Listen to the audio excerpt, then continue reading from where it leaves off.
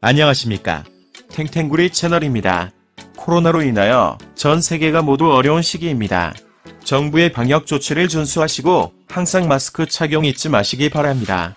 저희 탱탱구리 채널은 보다 다양한 분야에 접근하고자 노력하고 있는데요.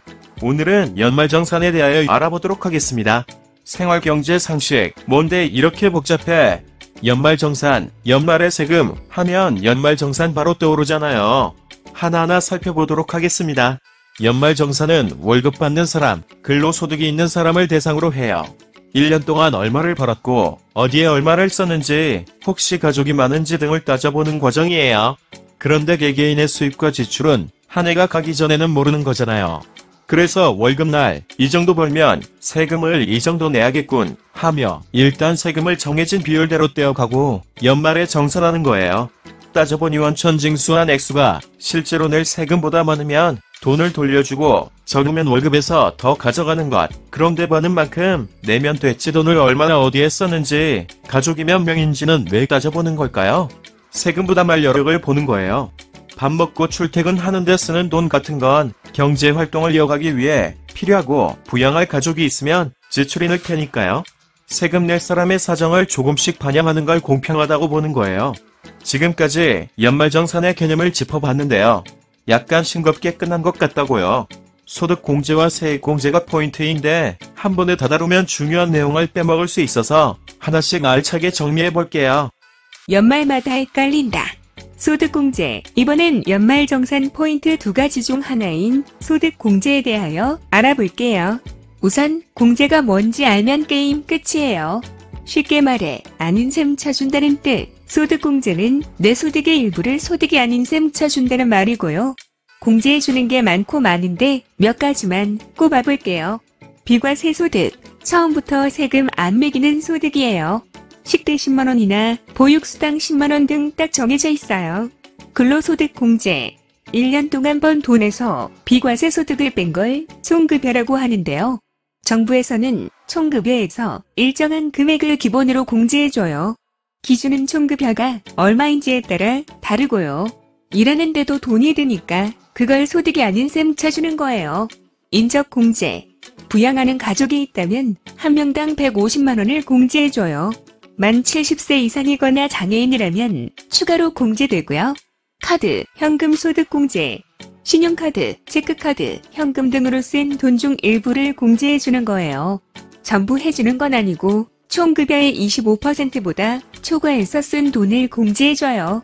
그 돈도 다 공제해주는 건 아니고 뭘로 어디에서 결제했냐에 따라 공제해주는 비율이 달라요.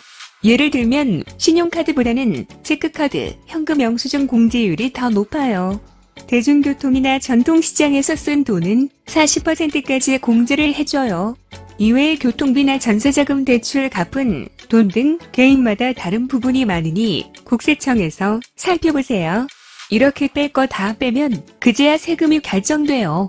세율은 금액에 따라 달라지는데 이걸 과세표준이라고 해요. 하지만 끝날 때까지 끝난 게 아니에요. 연말정산의 하이라이트 세액공제가 남았는데 연말마다 헷갈린다. 세액공제. 이제는 연말정산의 하이라이트 세액공제를 살펴볼게요. 소득공제 설명할 때 공제를 뭐라고 생각하면 쉽다고 했는지 기억하는 구독자분, 맞아요. 아닌 셈 쳐준다였어요. 세액공제는 세금이 아닌 셈 쳐준다는 뜻인데요. 총급여에서 소득공제를 한 뒤 결정된 세금에서 일정 금액을 빼준다는 뜻이에요. 세금이 10만원 나왔는데 세액공제 금액이 1만원이면 세금이 9만원으로 깎인다는 뜻. 세액공제 해주는 것 세 가지 소개해볼게요. 의료비, 아파서 쓴 돈, 총급여의 3%보다 초과해서 쓴 만큼을 공제해줘요. 다 공제해주는 건 아니고 15%까지만. 만약 총급여의 3%를 초과한 의료비가 100만원이면 15만원을 세금에서 깎아주는 거예요. 실손보험 청구해서 돌려받았으면 안 해줘요. 기부금, 사회단체나 정당, 정치인 등에게 기부한 돈이에요. 기부를 장려하려고 도입한 거예요. 1000만원 이하를 기부했다면 보통 기부금의 15%를 세액 공제해줘요.